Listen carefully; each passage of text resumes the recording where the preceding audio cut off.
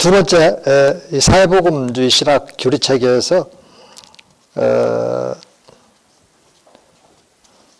예수님께서 부르신 우리 아버지 개념을 한번 좀 이렇게 살펴보면 이런 내용입니다. 그는 이 호칭은 예수가 예수님을 민주화한 것으로 이렇게 해석을 했다. 이런 말이 우리가 잘 분별해야만 돼요. 여기서 민주화다 했을 때는 보편화된 일입니다. 이제 이런 뜻이에요. 아버지 하나님은 이거는 구약시대에도 이것은 배타적인 용어였습니다. 이 배타적인 용어라는 것은 뭐냐면 아버지 하나님이라고 하는 그 용어는 유대인들에게만 부를 수 있도록 이렇게 되어 있어요. 이스라엘 백성들에게만. 하나님의 그런 그 백성들에게만 아버지라고 부를 수 있는 그 칭호거든요, 이게. 그런데 여기서는 이제 민주화되었다. 이 얘기는 뭐냐면 예수님을 이제 인격적으로 믿음으로 구원받는 이런 개념이 아니다라고 하는 것이 담겨지는 거죠. 그게 사회 구원이니까 이게. 그래서 이제 이런 것을 가리켜서 이건 자유주의적인 그런 내용들이다 이렇게 비난을 이렇게 받게 되는 것이죠. 그래서 그는 이제 기존의 신학자들은 이 기독론을 개인 구원에 연관시켰지만 자신은 그리스도를 하나님의 나라의 창시자로 간주하는 사회 구원 측면을 강조한다. 이렇게 말을 했다고요. 성경에 보면 이제 하나님의 나라는 로마서 14장 11절에 있는 것처럼 성령 안에 있는 의와 평강과 희락이라고 그랬거든요. 성령님 안에 있다라고 하는 것은 이 성령 안에는 뭐냐면 우리가 예수 믿고 구원받으면 인을 치시고 보증으로 성령님을 우리 마음 안에 내주시켜주고 있잖아요. 그리고 성령 안에 있다라고 것은 성령과 교통하는 이런 사이를, 관계를 말하는 겁니다. 그래야 이제 죄를 미워하고 육신과 대적해서 육신은 이제 죄의 좌수를 말한다고 그랬죠. 그래서 이제 죄와 미워하게 해서 성령의 인도하시는 그 자리인 말씀을 통해서 예수님을 항상 만나게 하고 그래서 예수님을 통해서 아버지 하나님의 마음, 성품, 뜻, 존재 등등을 알아가게끔 하시는 역사가 바로 성령의 그런 역사거든요. 그러니까 이게 다른 겁니다. 이게. 그 다음에 이제 107쪽으로 넘어가서 나아가 그는 이제 예수는 이제 자신의 자아를 공동의 선을 위한 봉사와 연합하는 일에 성공적으로 사용했기 때문에 이기심의 죄에 빠지지 않았다는 점을 강조한 후 그는 다시 말해서 예수는 이제 하나님의 나라를 향해 나아가도록 이끄는 윤리적인 힘으로 파악했다. 그러니까 자유주의 신학자들은 이제 예수님의 연구에서 소위 말해서 캐리그마적 그리스도론을 배제하고 오직 역사적인 예수 연구에만 집중을 했는데 역사적인 예수인 것은 뭐냐면 하나님으로서의 예수가 아니고 목수의 아들로서의 예수, 다시 말해서 인간 예수에 초점 맞추는 거죠. 그래서 인간 예수에 초점을 맞추고 복음서 중심으로 예수님을 연구하다 보니까 얻은 결론은 뭐냐면 도덕 선생이었어요. 그러니까 자유주의 신학자들이 제시하는 예수상은 도덕 선생이에요. 우리가 지금 나나 여러분들이나 도덕 선생이 되려고 예수 믿는 것은 아니잖아요. 도덕보다도 훨씬 더 상위 개념인 우리는 영원한 생명. 그러니까 영적인 변화를 통해서 도덕적인 변화가 발생하는 그런 영생의 문제에 지금 초점을 맞춰야 되는데 여기는 이제 결과적으로 자유주의 신학은 예수님을 도덕 선생으로 지금 전락시키고 있다라고 하는 것을 알 수 있고 또 일반적으로 이제 자유주의 신학에 대한 평가는 그래요. 예수님은 적어도 도덕 선생으로서 예수, 인간 예수, 그것을 역사적인 예수, 역사적인 예수. 저도 처음 그런 얘기 들었을 때는 대단히 제가 학문적으로 많은 지식을 쌓고 있는 것 같은 그런 생각을 가졌던 때가 있었는데 그 내용을 알고 보니까는 참 이것은 잘못됐더라고요. 예수님은 그래서 참 인간이면서 동시에 참 하나님이시죠. 하나님이신 예수님이 배제가 되면 안 되는 거죠. 이런 방식으로 해서 월테라 오션 부시는 조신학 체계를 이렇게 세워 나가는 것입니다. 이 성령님에 대해서도 여기 사각형 1번과 2번이 있는데 사각형 2번을 한번 제가 읽어볼게요. 그는 성령의 사역을 종교적이고 또 사회적인 본질 속에서 설명을 했다. 즉 인간 정신 속에 있는 하나님의 생명으로 정의되는 종교는 기독교에 있어서 그것은 사람들의 교제 가운데 있는 하나님의 생명으로 규정될 수 있다. 이렇게 말을 해요. 그러니까 성령의 내주하심에 대해서 인정하지 않는다는 겁니다. 왜냐하면 개인 구원이 배제되고 사회 구원으로 가니까 이분은 항상 성령도 공동체 속에 있는 성령 이런 식으로만 강조를 하고 있는 거예요. 자 보세요. 우리가 성령이 교회 안에 있냐 개개인의 마음 안에 있냐 이런 식으로다가 질문을 한다면 교회 안에만 있다 이렇게 말하면 틀리는 것이에요. 개인 안에 있다 이렇게 말해야 교회 안에도 있는 것이 되죠. 왜 그럴까요? 교회는 구원받은 개개인의 모임이 교회니까 개개인의 마음 안에 지금 성령이 내주하시니까 내 안에 내주하시고 나는 지금 어느 공공교회의 지금 지체예요. 그럼 그 교회 공동체 안에 성령께서 함께 하시죠. 근데 내 안에 내주가 안 되는데 교회 공동체 안에만 있다? 이것은 있을 수 없는 거잖아요. 그래서 우리가 꼼꼼하게 챙겨서 이 사람들이 이렇게 말하는 이 말이 왜 틀렸는지에 대해서 목회 현장에서는 성도들에게 이런 것들을 일일이 잘 가르쳐 줘야 됩니다. 이단에 대해서도 왜 잘못되는지 그런 그 이단의 그런 그 핵심적인 주장들을 우리가 요약해서 성도들에게 가르쳐야만 합니다. 우리가 설교할 때 그 본문을 보면은 다 그런 이제 이단들의 그런 그 배경들이 다 있거든요. 이런 가르치는데 우리가 능하지 않으면 21세기 이 지식 정보화 사회를 넘어서 이제는 4차원의 그런 그 산업혁명 시대로 지금 이제 진입이 돼서 이제는 로봇가 그 어느 분야에서는 이제 인간들보다도 더 앞서가는 그런 지능을 갖추고 있는 이런 시대에 우리가 목회 사역을 감당해야 되는데 로봇은 우리가 이렇게 하나님의 말씀에 정통해 있다면 그런 우리들의 그런 그 말씀을 정통할 수가 없어요. 물론 이제 일본 같은 경우는 이제 로봇에 그런 하나님의 말씀도 이제 입력을 시키게 되면 그가 설교도 하고 한다 해가지고 얼마 전에 그 AI 그런 그 종교 교주가 이렇게 탄생도 되고 이제 그런 것들을 이제 뭐 신기한 듯 이렇게 방송으로 방영하는 것도 이렇게 볼 수가 있었는데 끊임없이 인간의 마음 안에는 대상을 우상화시키는 그런 원죄가 있기 때문에 항상 그래요.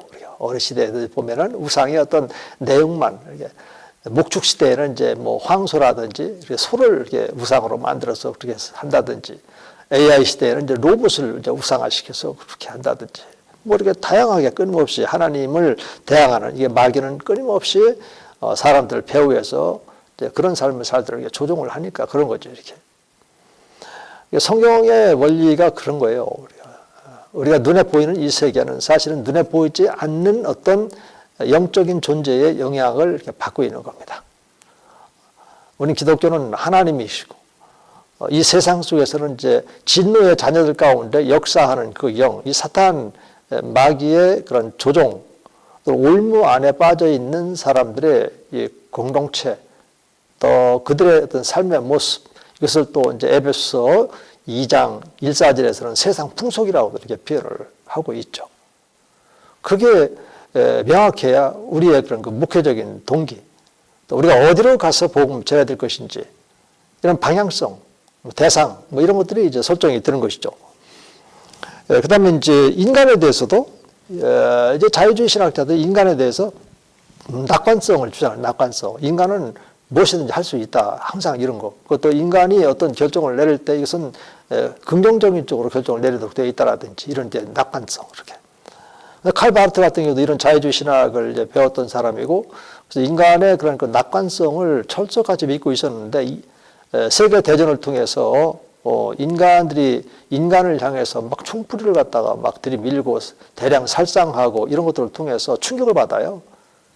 그래서 1919년도에 그 로마서 강해를 세간에 이제 출간을 하면서 이 자유주의 신학자들의 운동장에 원자폭탄을 터뜨렸다. 이렇게 평가를 받을 만큼 인간은 전적으로 인간과 하나님은 전적으로 다르다. 이 전적인 타자 개념을 가지고 하나님은 인간과 같을 수가 없다. 인간이 또 하나님과 같을 수가 없다. 그런데 우리가 너무나 인간에 대해서 낙관적으로 평가를 하고 인간이 하나님처럼 못할 것이 없는 이런 존재로다가 인간을 너무나 이렇게 높여놨는데 이건 잘못됐다.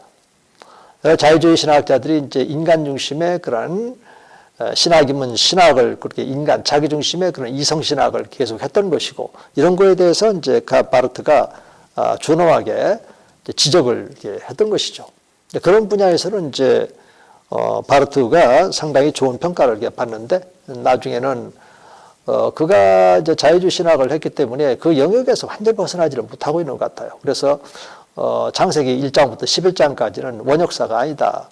원역사는 이제 창세기 2장부터, 12장부터 봐야 된다. 이제 이런 잘못된 주장을 하게 되는 것이고, 또 구원론에 가서는 이제 예정론을 예수님을 예정했다. 그러다 보니까 이제 만인 구원설에 빠지게 되고, 이런 신학적으로 미스를 많이 이게 범하게 됐는데, 원인은 다른 것 없어요. 그에게 이제 성령님을 만나지 못한 겁니다. 바르트 자신도 내가 이게 신학을 하고 또 교회학이라고 하는 출중한 책이 뭐 교회에 대해서 썼는데 어마어마하게 분량도 참 많습니다.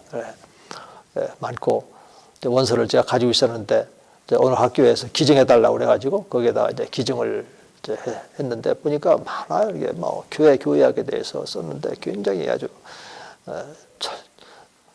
또 문헌 같은 것도 인용도 아주 풍성하고 그래서 이제 걸작이라고도 그렇게 하는데 그분은 이제 나중에 이제 뭐라고 했냐면 내가 교회학도 써내고 그렇게 했지만 사실은 내가 성령님에 대해서 잘 몰랐다. 앞으로 내가 쓸 기회가 있다면 성령에 대해서 논문을 쓰든 책을 쓰든 성령에 대해서 쓰고 싶다. 이런 얘기를 이제 고백을 이제 했죠. 그래서 그의 제자가 성령에 대해서 썼는데 뭐 스승한테 제대로 배운 게 없으니까 완전 이제 자유주의 신학적인 그런 성령을 이렇게 썼더라고요 보니까. 자 그런 이제 일화도 있는 것처럼 이 성령님에 대한 그 이해가 명확하게 말씀을 근거로 해서 성령님은 하나님이기 때문에 인격이에요. 우리의 인격을 바꾸는 분입니다. 그리고 구원받은 성도들에게 있어서 우리를 인도하고 가르치고 도우시고 또 위로 상담하시는 분이 바로 성령 하나님이거든요. 그래서 우리 둘이 한 성령 안에서 예수로 말미암아 아버지 하나님 앞에 나아가고 그래서 아버지 하나님을 알게끔 누구를 통해서 예수님을 통해서 알게끔 끊임없이 예수님에게로 이끌어 가시는 분이 바로 성령 하나님이십니다. 이런 말씀에 대해서는 이제 요한복음을 꼭 여러분들 읽으셔야 돼요. 요한복음 14장부터 해서 14장 거기 이제 14장 이전에는 이제 요한복음 이제 7장 37절에서 39절 목마르지 않는 그 생수 얘기하면서 이 생수는 믿는 자에게 주시는 성령이다. 이런 말씀이 있잖아요. 그러고 나서 이제 14장 우리 속에 있고 그 다음에 14장 25절에 말씀들 예수님께 주신 말씀을 생각나게 하고 가르치고 우리를 또 16장으로 가면 진리 가운데로 항상 인도하시는 분. 요한복음에서 진리는 예수님이거든요. 내가 길이요 진리요 생명이다. 진리, 생명. 그 생명 가운데로 이끌어 가시는 분이 항상 성령님이세요. 성령께서 그렇게 이끌어 가는데 이제 도구가 이 성경 말씀이지 않습니까? 그래서 이 모든 성경 말씀은 성령의 감동으로 기록이 된 거라고요. 그래서 이 서신서 같은 데 보면은 이제 복음서에 사역을 하셨던 그 예수님의 그 사역의 의미, 특히 이제 십자가와 부활이 주는 의미에 대해서 풍성하게 바울 서신 중심으로 특히 이렇게 풍성하게 이렇게 기록이 되어 있는 거예요. 이렇게. 그 성령 하나님의 그러한 감동을 받아서 이제 바울이 그다음에 베드로가 또 사도 요한이 또 야고보가 또 기타 쓰임 받은 이런 사람들의 말씀들이 이제 시작이잖아요. 그래서 이런 시작 성경을 이렇게 보게 되면 항상 성령께서는 이제 그런 패턴으로 이렇게 가도록 되십니다. 우리가 기도할 때에도 성령으로 기도하라 이렇게 되어 있잖아요. 우리가 기도합시다 이런 게 성경에 나오는 게 아니라고요. 그래서 우리는 인간이기 때문에 자 우리 한번 기도합시다. 우리가 기도해야 합니다. 이런 말을 쓰지만 사실은 우리가 기도합시다 이렇게 말을 쓸 때는 성령께서 기도 가운데로 이끌어 가시고 또 언어를 조성해 주시고 이런 것이 또 이제 방언으로 이제 영으로 그다음에 마음으로 영으로 마음으로 왜 그렇게 나와 있을까요? 언제는 내가 하고 싶은데 이거 죽이는 겁니다. 이게. 우리도 이제 믿음으로 말미암아 하나님의 상속자가 되었다. 그러면 내가 상속자가 됐으니까 하나님께 요구할 권리가 있다. 그래서 막 요구하는 대로 막 하나님이 주시지 않을까? 뭐 이런 생각을 또 가질 수가 있어요, 당연히. 그런데 성경을 보면은 이제 로마서 그 8장 17절에도 보면은 우리가 이제 믿음으로 구원받아 하나님의 자녀가 됐으니까 우리는 하나님의 상속자 하고서 뭐라고 하더니 바로 이어서 곧 하면서 그리스도와 함께 된 상속자 이렇게 돼 있다고. 왜 거기에 또 그리스도와 함께 된 상속자가 이렇게 들어가느냐 말이에요. 우리가 직접 하나님에게 이런 것이 아니란 말이에요. 항상 그리스도를 통해서 그리스도와 함께 우리가 이제 믿음으로 하나님의 자녀가 됐으니까 우리가 영원한 생명을 얻었죠. 그러면 영원한 생명을 얻었으니까 여기도 있지만 이 영원한 생명으로 회복된 나의 생명이 지금 하나님 품에 감춰져 있다. 골로새서 3장 3절에 보면은. 근데 그걸 보면 그리스도 안에서 이렇게 또 돼 있다고. 왜 그리스도 안에서라고 하고 또 왜 그리스도와 함께라고 하고 왜 항상 그리스도로 말미암아 뭐 이런 말씀이 붙어있냐 말이에요. 이게. 그게 바로 인간이기 때문에 그래요. 그게 바로 하나님의 자녀들의 삶이기 때문에 그렇습니다. 우리는 그래서 예수 그리스도를 떠나서 예수 그리스도와 연합관계를 떠나서는 우리가 아무것도 할 수 없는 겁니다. 그래서 이제 이게 포도나무 가지 그 사건 속에서 요한복음 15장에 나오잖아요. 붙어있기만 하면 열매 저절로 맺는데 너 지금 열매 없잖아. 붙어있지 않으니까 그래. 너 지금 열매 없잖아. 내 안에 들어오라고 그랬는데 들어오지 않기 때문에 그래. 너 기도해도 응답이 없잖아. 내가 그랬잖아. 너희가 내 안에 있고 내 말이 너에게 있으면 그 말을 붙잡고 그 말을 믿음으로 순종해서 구하라 말이야. 그러면 이에서 모든 것을 더해주고 하나님께서 기도를 들어주시고 성경은 그렇게 말하고 있는데 우리들은 자꾸 내 자유 의지로 이렇게 해보려고 이렇게 자꾸 이렇게 노력하는 그런 경향들이 있는데 이것은 깎여진다기보다 이 부분은 잘려내줘야 돼. 이것이 잘려내지고 이거를 절제하는 성령께서 영의 생각을 주시다 바로 순종할 때 육의 생각이 절제가 된단 말이에요. 이런 데에 이제 우리가 민감하게 반응하고 내 것이다 이렇게 다져지면 이런 말씀들에 대한 영적인 분별도 가능해지는 것이고 왜 우리 마음 눈이 이제 밝혀지니까 자꾸 이렇게 하나님 말씀이 이렇게 드러나고 그래서 야 이런 부분들이 지금 뭐가 잘못됐다 이런 거 인간의 그런 낙관적인 인간관 이건 있을 수 없는데 모든 사람들은 다 죄인인데 그리고 이 의인이 없나니 하면서 주님이 말씀하신 이런 말씀도 있고 그런데 자유주의 신학자들은 낙관관을 가지고 있다. 이것은 이제 근본적으로 쭉 거슬러 올라가면 신학자들 가운데 펠라기수로 이렇게 갈 수 있는 겁니다. 인간은 전혀 원죄가 없다 이렇게 주장하면서 아담과 하와가 선악과를 따먹어도 우리들은 태어날 때 중성 인간으로 태어나기 때문에 죄 아무것도 없이 그냥 중성적인 이런 상태로 이렇게 태어난다. 이런 것이 이제 펠라기우스 그리고 철저하게 인간의 자유의지로 자기가 율법도 지킬 수 있고 믿음으로 구원받을 수 있다. 이렇게 말하잖아요. 그렇죠? 그래서 성경은 성령으로 믿어 이렇게 돼 있어요. 주는 그리스도 살아계신 하나님의 아들이다. 바요나시나 내가 보겠다. 이를 알게 하는 이는 혈과 육이 아니라 하늘에 계신 내 아버지께서 알게 했느니라. 마태복음에 나와 있죠. 16장에. 근데 또 저쪽 요한복음 같은 데 보면은 영접하는 자 곧 그 이름을 믿는 자는 하나님의 자녀가 되는 권세가 있다. 그런데 13절에 보면 거기도 혈과 육이 아니라 하나님께서 우리로 하여금 알게 했다. 이렇게 나와 있잖아요.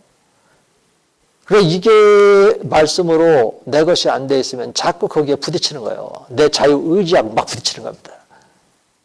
괜찮아요. 신학교 다닐 때 자유의지가 부딪혀서 해도 상관없어요. 그런 과정을 통해서 우리 성령 하나님께서요 우리를 깎는 시간입니다. 그게. 그러다가 말씀으로 또 깨닫고 나서는 그렇구나. 내가 지금까지 내가 주어가 돼서 나 중심의 그런 삶을 살았던 것이 결국은 하나님께 대항하는 것이었구나. 그게 정답입니다. 이런 것들을 이제 깨닫게 하는 과정에서 경험되어지는 시험들입니다. 그게. 훈련의 그런 내용들이죠. 깨지는 과정이죠.